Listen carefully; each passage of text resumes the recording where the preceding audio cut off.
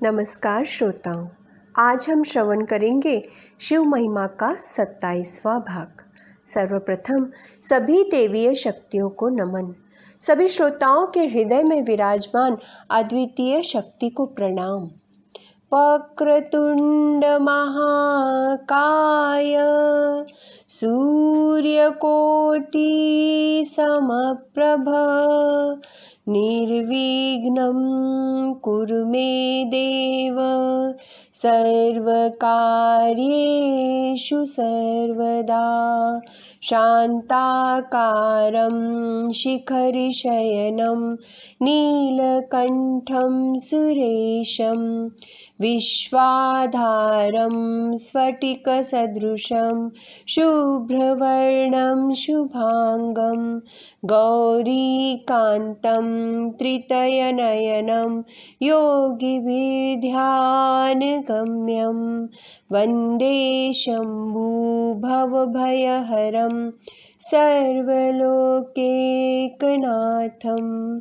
ॐ नमः शिवाय, ॐ नमः शिवाय, ॐ नमः शिवाय। कल के कथा भाग में हमने ओंकारेश्वर ज्योतिर्लिंग की कथा श्रवण की। 5वां ज्योतिर्लिंग है वैद्यनाथेश्वर ज्योतिर्लिंग, जो परळी में है। वैद्यनाथेश्वर ज्योतिर्लिंग बहुत अधिक महत्वपूर्ण है। ऐसा कहा जाता है, लंकापति राक्षस राज रावण, जो बहुत पराक्रमी, अभिमानी और अहंकारी था, अपने शूरवीरता और अहंकार को प्रकट करने के लिए कैलाश पर भक्ति भाव से शिवाराधना की। बहुत समय तक आराधना करने पर जब महादेव प्रसन्न नहीं हुए, तब शिवजी की प्रसन्नता के लिए हिमालय के दक्षिण में स्थित सिद्धिदायक महाअरण्य में वो गया। पुनः एक बार घोर तप किया। जमीन पर एक बहुत बड़ा गड्ढा खोदकर उसमें अग्नि प्रज्वलित की। समीप ही शिवजी की प्रतिस्थापना कर हवन प्रारंभ किया। गर्मी में पंचाग्नि साधन अर्थात 5 स्थान पर अग्नि प्रदीप्त कर उसमें बैठकर आराधना करना, वर्षा ऋतु में खुली जमीन पर सोना तथा ठंड के दिनों में जल में खड़े होकर वो तप करता था। इस प्रकार तीनों ऋतुओं में अपार कष्ट सहकर उसने तप किया, परंतु महादेव उस पर प्रसन्न नहीं हुए। तब दैत्यराज रावण ने अपना शीश काटकर शिवजी का पूजन आरंभ किया। विधि पूर्वक शिवजी पूजा करके अपना एक मस्तक काटकर भगवान शिव को वो अर्पित करता था। क्रमशः उसने 9 शीश काट डाले। जब एक ही शीश शेष रहा, तब भक्तवत्सल भगवान महादेव प्रसन्न हुए, क्योंकि आखिरी शीश भी वो अर्पित करने को उद्यत हुआ। उसकी निर्वाण भक्ति से महादेव प्रकट हुए, उसके सभी मस्तकों को पूर्ववत करके उसे अतुल सामर्थ्य प्रदान किया। भगवान शिव का कृपा प्रसाद पाकर रावण ने नतमस्तक होकर कहा, महादेव, यदि आप मुझसे प्रसन्न हैं तो मेरी और एक इच्छा पूर्ण करिए, मेरे साथ लंका चलिए। रावण की इस मांग पर महादेव विचार मग्न हो गए। उन्होंने कहा, राक्षस राज, मेरी सारगर्भित बात सुनो। मैं अपना निवास स्थान छोड़कर तुम्हारे साथ नहीं आ सकता, पर मेरा उत्तम आत्मलिंग तुम्हें प्रदान करता हूँ, वो तुम अपने लंका में ले जाना। किंतु एक बात का अवश्य ध्यान रखना, इसे मार्ग में कहीं भी नीचे मत रखना। अगर तुमने इसे भूमि पर रख दिया तो वो वहीं स्थित हो जाएगा। क्या यह संभव होगा? इस बात का विचार कर तुम्हारी जैसी इच्छा हो वैसा करो। रावण ने शिवजी के का आत्मलिंग लंका ले जाने का निश्चय किया। वह आत्मलिंग लेकर मार्गस्थ हुआ। कुछ दूर जाकर महादेव की माया से उसे लघु शंका मूत्रोत्सर्ग की इच्छा हुई। सामर्थ्यवान होकर भी वह मूत्र के वेग को ना रोक सका। क्या करना चाहिए उसे कुछ समझ नहीं आ रहा था। तभी वहां पास में एक गोप बालक को देखकर प्रार्थना पूर्वक वह शिवलिंग उसके हाथ में दिया तथा स्वयं मूत्र त्याग के लिए गया। प्रभु की माया से मूत्र विसर्जन रुका ही नहीं। गोप बालक को शिवलिंग का भार सहन नहीं हो पा रहा था। उसने 2-3 बार आवाज दी, पर रावण के आने के कोई चिन्ह दिखाई नहीं दिए। इस प्रकार पौन घंटा व्यतीत हो गया। आखिर भार से व्याकुल होकर गोप बालक ने वह शिवलिंग नीचे रख दिया। भूमि का स्पर्श होते ही उसमें वो एक रूप होकर वह हीरकमय शिवलिंग वहीं स्थित हो गया। थोड़ी देर के पश्चात रावण वापस आया। आत्मलिंग नीचे रखने की वजह से व्यथित हुआ। उसे उठाने का बहुत प्रयत्न किया पर व्यर्थ हुआ। तब रावण ने उस आत्मलिंग की वही पूजा की। ये ज्योतिर्लिंग वैद्यनाथेश्वर के नाम से त्रिलोक में विख्यात है। इस श्रेष्ठ लिंग के दर्शन तथा पूजन करने से समस्त पापों का नाश हो जाता है। ज्योतिर्लिंग सद्भक्तों को भोग तथा मोक्ष देने वाला है। सारे जगत के कल्याण के लिए शिव जी का यह आत्मलिंग वहीं अधिष्ठित होने पर वह श्रेष्ठ वर प्राप्त कर वह सुखपूर्वक घर गया। बड़े हर्ष से अपनी प्रिय पत्नी मंदोदरी को सारा वृत्तांत बताया। संपूर्ण देवगण तथा निर्मल मुनियों ने जब यह समाचार सुना, वे सभी त्वरित वहां पर आए। आत्मलिंग का पूजन कर उसकी विधिवत स्थापना की। उसका वैद्यनाथ नाम रखकर उसकी वंदना तथा स्तवन कर स्वर्गलोक को सभी देवगण चले गए। महादेव द्वारा रावण को श्रेष्ठ वर मिला तथा वो अतुलित बलवान हो गया। यह वार्ता से देवराज इंद्र सहित सभी देवता ऋषिगण दुखी हो गए।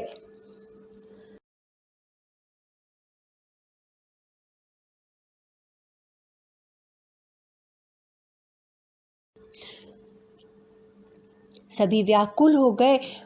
इस कल्पना से वो व्याकुल हो गए। महादेव द्वारा वरदान पाने के कारण रावण अतिशय दुष्ट, कुत्सित व देव ब्राह्मणों का द्वेष करने वाला है। महादेव द्वारा वरदान पाकर उन्मत्त होकर यह क्या उत्पात करेगा, इस कल्पना से भयभीत होकर उन्होंने देवर्षि नारद जी को बुलाया। देवर्षि, आगे क्या करना चाहिए? आप सामर्थ्यवान हैं, बताइए, ऐसा कोई उपाय बताइए। आप समर्थ हैं ताकि हमारी व्याकुलता समाप्त हो। देवर्षि ने धैर्य बंधाया तथा लंका की ओर प्रस्थान किया। देवर्षि को देखकर लंका नरेश रावण अत्यंत प्रसन्न हुआ। उनका उत्तम आदर सत्कार किया। देवर्षि ने कहा, पुलत्स्य नंदन, तुम धन्य हो, महान तपस्वी हो, अपनी तपश्चर्या से महादेव को प्रसन्न कर लिया। रावण ने कहा, उनके कृपा प्रसाद से मैं सामर्थ्यवान हो गया हूँ। अब किसी भी प्रकार का भय नहीं, अति शीघ्र मैं त्रिलोक्य जीत लूंगा। देवर्षि ने कहा, शिव जी का वरदान प्राप्त कर तुम सचमुच अति बलाढ्य हो गए, इसकी परख तो कर लो। तुम कैलाश पर्वत को उठाओ तथा उखाड़कर पुनः उस स्थान पर रखो तो वरदान कहाँ तक सफल रहा यह पता चल जाएगा। आगे का कार्य भी यशस्वी होगा। बिना शंका के तुम दिग्विजय के लिए निकल जाना। मैंने अपना परामर्श दिया, पर तुम्हें जैसा योग्य लगे वैसा करना। रावण संभ्रमित हो गया, पर देवर्षि गलत मार्गदर्शन तो नहीं देंगे, ये उसे पूर्ण विश्वास था। उसने देवर्षि की सलाह मान्य कर त्वरित कैलाश की ओर प्रस्थान किया। अत्यंत रमणीय, शांत, निर्मल, मनोरम कैलाश पर पहुंचकर सारा बल एकत्र कर कैलाश पर्वत को उखाड़ने का प्रयत्न करने लगा। धक्के मारकर उसे जोर जोर से हिलाने लगा, जिससे पूरे कैलाश पर उथल पुथल होने लगी। महादेव ने कहा, ये सब क्या हो रहा है? माँ पार्वती ने कहा, ये सब आपके भक्त का प्रताप है। आपने उसे अतुलित बल दिया है, उस बल का वो आपके ऊपर ही प्रयोग कर रहा है। महादेव को अत्यंत क्रोध आया। उन्होंने कहा, मूर्ख, बल और अहंकार से उन्मत्त होकर मुझे ही कष्ट पहुंचाने के लिए आया है। इस प्रमाद के लिए मैं तुम्हें कभी क्षमा नहीं करूंगा। तेरे हाथों के सामर्थ्य को नष्ट करने वाला एक महान वीर शीघ्र ही भूमि पर अवतीर्ण होगा। पर रावण अपने बल के मद में चूर था। उस पर शाप का यत्किंचित भी प्रभाव नहीं पड़ा। देवर्षि का कार्य हो गया। वो त्रिभुवन संचार के लिए निकल गए। रावण दिग्विजय के लिए निकला। महादेव से प्राप्त दिव्य और प्रखर अस्त्र शस्त्र से उसे जीतना किसी के लिए संभव नहीं था। आगे शिवजी के शाप के कारण प्रभु श्री राम के हाथों उसकी मृत्यु हुई। यद्यपि उसे बहुत से लोगों के शाप लगे, उसमें महादेव का शाप भी था। यह है वैद्यनाथेश्वर का महात्म्य। जो भक्तिपूर्वक इसे श्रवण करता है उसके सभी पाप भस्मीभूत हो जाते हैं। आगे भीमाशंकर ज्योतिर्लिंग की महिमा है। भीमाशंकर ज्योतिर्लिंग कामरूप देश में लोकहित के लिए भगवान महादेव ज्योतिर्लिंग के रूप में प्रकट हुए। उनका यह स्वरूप कल्याण और सुख का आश्रय है। पूर्व काल में भीम नाम का महापराक्रमी राक्षस था। वह सदा धर्म का विध्वंस करता, समस्त प्राणियों को दुख देता था। वह महाबली राक्षस कुंभकर्ण के द्वारा कर्कटी नाम के राक्षसी के गर्भ से उत्पन्न हुआ था। अपनी माता के साथ सह्याद्री पर्वत पर निवास कर रहा था। एक दिन उस दुष्ट राक्षस भीम ने अपनी माता से पूछा, माँ, मेरे पिता कहाँ हैं? तुम अकेली क्यों रहती हो? मैं यह सब जानना चाहता हूँ, मुझे सत्य बताइए माँ। कर्कटी ने कहा, पुत्र, रावण के छोटे भाई कुंभकर्ण तुम्हारे पिता हैं। भाई सहित उस महाबली वीर को श्री राम ने मारा है। मेरे पिता का नाम कर्कट तथा माता का नाम पुष्कसी था। विराट मेरे पति थे, जिन्हें पूर्व काल में श्री राम ने मार डाला। अपने प्रिय स्वामी के मारे जाने पर मैं अपने माता पिता के साथ रहती थी। एक दिन मेरे माता पिता अगस्त मुनि के शिष्य सुतीक्ष को अपना आहार बनाने के लिए गए। वे बड़े तपस्वी और महात्मा थे। उन्होंने कुपित होकर मेरे माता पिता को भस्म कर डाला। तब से मैं अकेली असहाय होकर इस पर्वत पर रहने लगी। उसी समय महाबलशाली रावण के छोटे भाई कुंभकर्ण यहाँ आए। उन्होंने मेरे साथ जबरदस्ती समागम किया। फिर वे लंका मुझे छोड़कर चले गए। तत्पश्चात तुम्हारा जन्म हुआ। तुम भी अपने पिता के समान महाबलवान तथा पराक्रमी हो। अब मैं तुम्हारा ही सहारा लेकर यहाँ निवास करती हूँ। अपनी माँ के मुख से यह दुखद बात सुनकर भीम को बहुत दुख पहुँचा। वह विचार करने लगा, मेरे पिता को मारा, मेरे नाना नानी उनके भक्त के हाथ से मारे गए, राक्षस राज विराट को भी मारना, ऐसे नारायण के साथ मैं किस प्रकार का व्यवहार करूं? यदि मैं अपने पिता का पुत्र हूं तो श्रीहरि को अवश्य पीड़ा पहुंचाऊंगा। ऐसा निश्चय करके भीम तप करने चला गया। ब्रह्मदेव को प्रसन्न करने के लिए कठोर तपश्चर्या आरंभ की। एक पैर पर खड़े होकर, एक हाथ ऊपर कर, सूर्य की ओर दृष्टि करके 1000 वर्ष तक तप किया। उस तप के प्रभाव से उसके मस्तक पर भयानक तेज उत्पन्न हुआ। उसके तीव्र तप से देवताओं को अतिशय वेदना होने लगी, पीड़ा होने लगी। वेदना असह्य हुई। तभी सभी देवराज इंद्र के साथ ब्रह्मा जी की शरण में गए, उनकी स्तुति की तथा कहा, पितामह, भीम राक्षस के तप से, उसके तेज से सारा जग तापित हो रहा है। उसे अपेक्षित वरदान देकर उसे तपश्चर्या से निवृत्त करें, अन्यथा सभी भस्मसात हुए बगैर नहीं रहेगा, सभी भस्मसात हो जाएगा। ब्रह्मदेव राक्षसराज भीम के सामने प्रकट हुए। दैत्यराज, मैं तुम्हारी तपश्चर्या से प्रसन्न हूँ। तुम्हारी जो इच्छा हो वरदान मांग लो। भीम ने कहा, हे प्रभु, यदि आप मुझ पर प्रसन्न हैं तो आज मुझे ऐसा बल प्रदान कीजिए जिसकी कहीं तुलना न हो। अतुल सामर्थ्य मुझे दीजिए।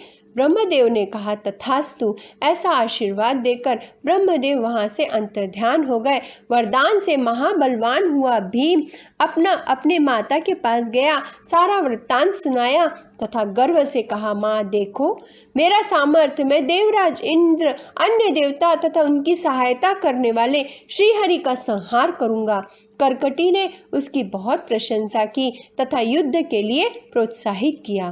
भीम ने विचार पूर्वक योजना का आकलन किया, स्वर्ग पर आक्रमण कर देवताओं को परास्त किया, उन्हें स्वर्ग से निष्कासित कर दिया। श्री हरि नारायण से युद्ध कर उन्हें भी परास्त किया, फिर पृथ्वी पर आया।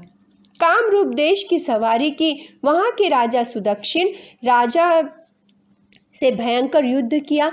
वरदान प्राप्ति से उन्मत्त हुए भीम ने शिवभक्त राजा को परास्त कर उनका राज्य तथा संपूर्ण संपत्ति छीनकर उन्हें एकांत में मध्यस्थ बना लिया। उस परिस्थिति में भी राजा ने शिव आराधना में खंड नहीं पड़ने दिया। एक पार्थिव लिंग बनाकर माँ गंगा की स्तुति कर मानसिक स्नान तथा पार्थिव लिंग की पूजा विधि ध्यान करने लगा। विधिवत महादेव का ध्यान, प्रणय मुक्त षडाक्षर मंत्र ओम नमः शिवाय का जप कर शिव आराधना में सारा समय व्यतीत करने लगा। उनकी साध्वी पत्नी दक्षिणा भी प्रेम पूर्वक पार्थिव पूजन किया करती थी। वे दंपति अनन्य भाव से भक्तों का कल्याण करने वाले भगवान शिव का भजन कर प्रतिदिन शिव आराधना में लीन रहते थे। आगे क्या हुआ, किस प्रकार राक्षसराज भीम का वध हुआ, उसका भाग हम अगले कथा भाग में श्रवण करेंगे। अलख निरंजन दाद से उपजे आत्मज्ञान, भटके को रसता मिले, मुश्किल हो आसान। ओम नमः शिवाय, ओम नमः शिवाय, ओम नमः शिवाय, ओम नमः शिवाय।